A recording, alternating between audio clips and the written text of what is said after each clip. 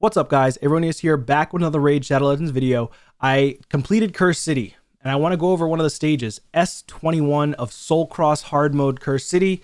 So without further ado, let's get into it. All right, so here we are. I've got a pre-recorded S21 team going on. Let me move myself in the corner over here really quickly. We're going to go over this fight with you, and I'll explain to you. I do have multiple legendary champions here, but I'm going to go over some champions that you could utilize if you don't have certain legendary champions here. But there are tons and tons of champs that you can choose on this stage. So it is Void champions from the Sacred Order, High Elves, as well as Demon Spawn. So let's do this. Let's go ahead and play this. This was a quick one for me just because I have decent legendary champions that I've accumulated over time.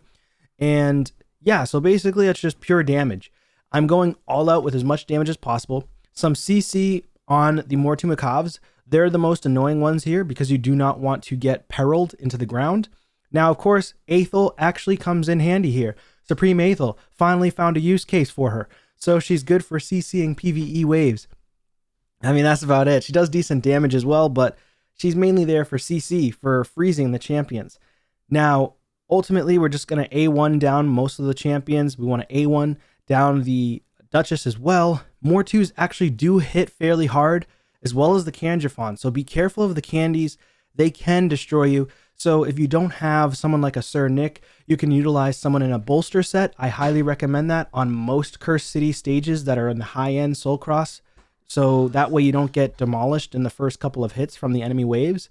But other than that, you're just CCing the waves. If you need a stun set, use a stun set. If you need a provoke set, use a provoke set. Provoke set actually works really well against the waves in SOULCROSS, and you can do it on like a champion like an R-Attack, not for this stage, but in general, in different stages. You could use it on, if you have Sir Nick, you could use it on any AoE champions in general for the provoke. You could even put it on this chick, Andresia, who is a Void Epic, if you have her. She's very good at protecting your team, and she can also decrease the duration of buffs on the enemy team as well. So very strong. But ultimately, we're just going through this entire fight and doing as much damage as possible.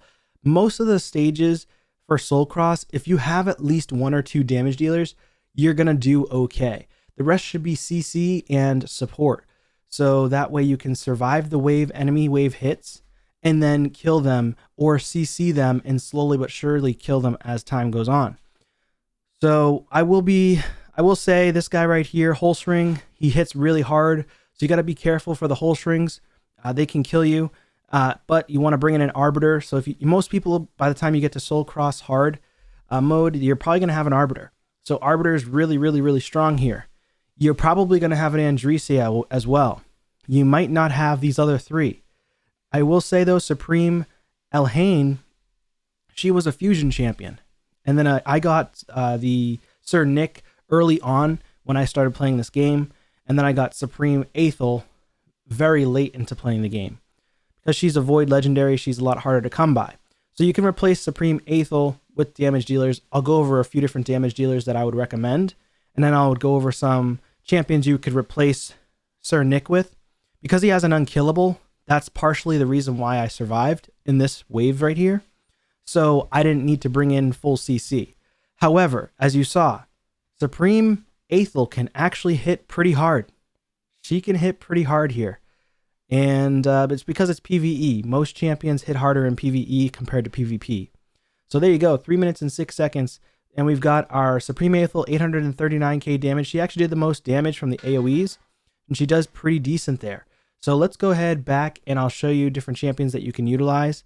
And I'll be right back. All right, so I don't have a ton of legendaries here for the Voids because they're hard to come by. However, other champions you could utilize, I pulled an Inquisitor Shamail very late in the game, like 4+ years in.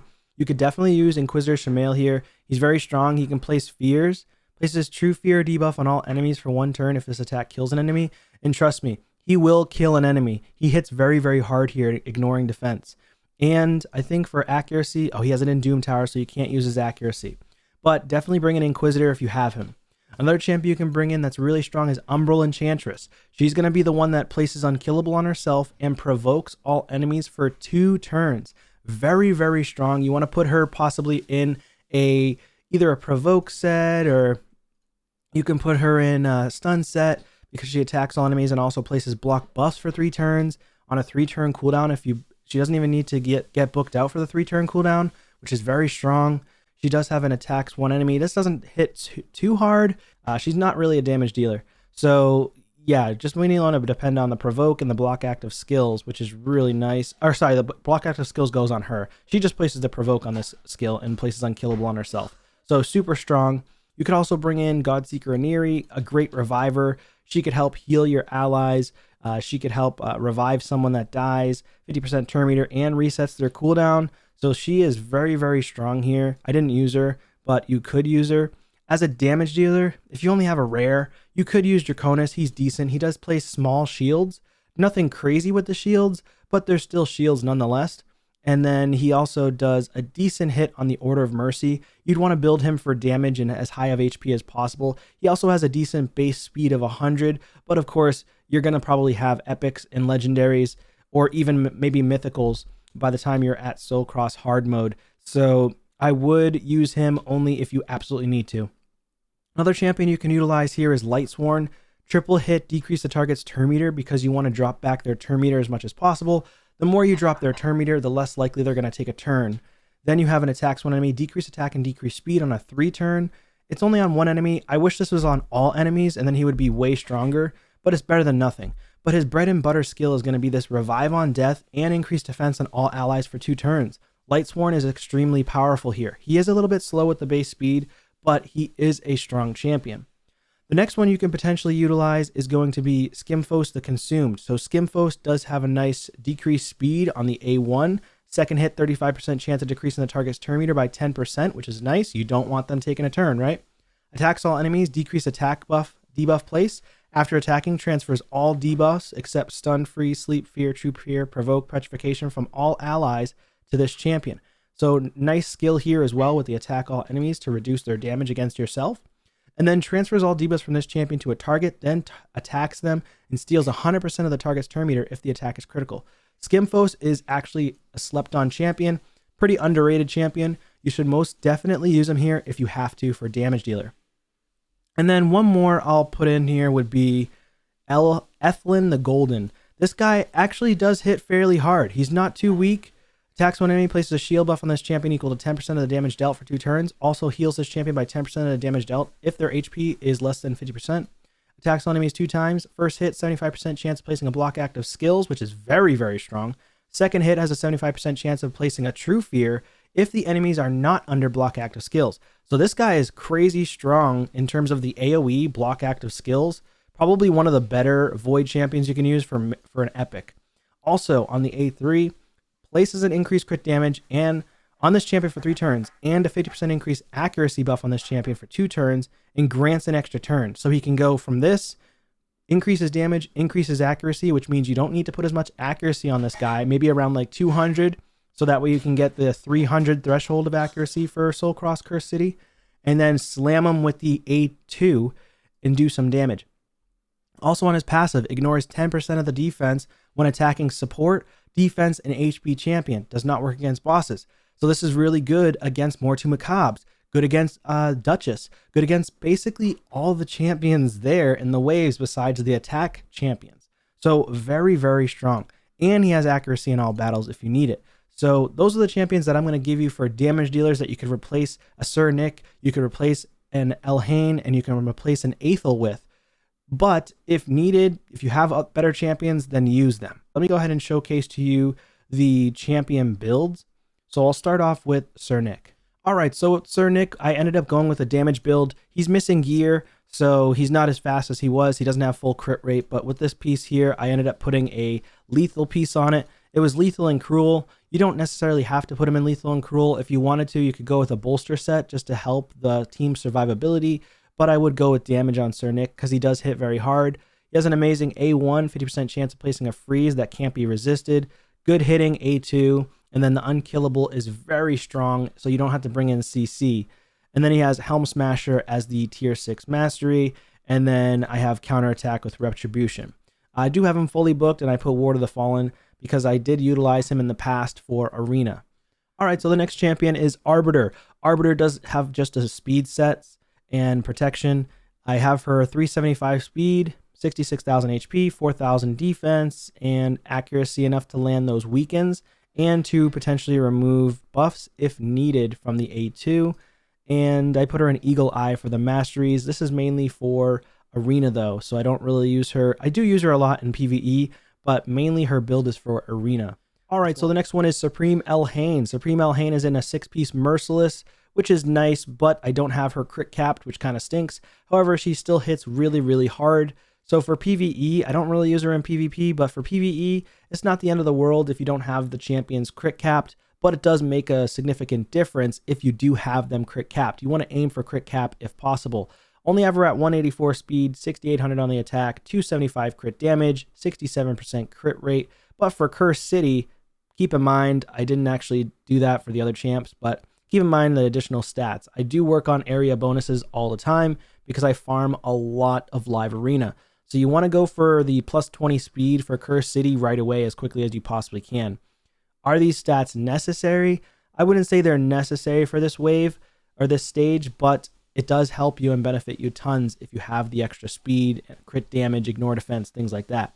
I went with Helm Smasher on the masteries, and I went with Retribution for the defense tree. She is fully booked with Soul Reap as well, and she smacks. She absolutely smacks. So 6-piece Merciless does give a 35% ignore defense, which is extremely powerful. So if you can get Merciless on champions and at least get your champions to 70 or 80% crit rate, for PvE, it's not the end of the world. PvP, you're going to want to go for 100% crit rate if you can help it. All right, for Supreme Aethel, I did put her in Lethal and 2-turn Stone Skin. I took off her gear because I don't really use her anymore unless it's just for PvE areas of the game, specifically Curse City. She's not very strong in PvP. She definitely needs a buff similar to Gurgo the Augur. She just doesn't hit hard enough when she freezes the champions. So I think if they gave this skill right here, ignores an additional 30%, so maybe ignores 50% of the target's defense, maybe give her a little bit of a multiplier increase for damage, and then also for the A1, they should turn this into a triple hit, and then she would be doing incredible.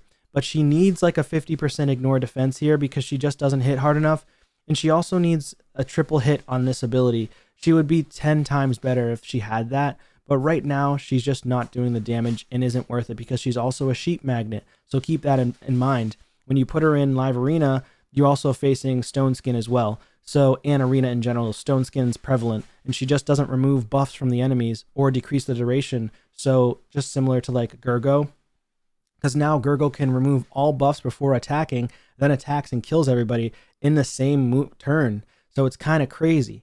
Now, I did put her in Helm Smasher so she can try to do damage. And in PvE, as you saw, she was doing good damage, and she was the highest damage dealer. However, you're in PvE, not PvP. So there's obviously going to be a huge difference there. And she was built better than my Supreme Elhaine, and she was built better than my Sir Nick when she had the lethal set on. So keep that in mind. And then, of course, she only needs 70% crit rate as compared to the rest that need a 100% crit rate.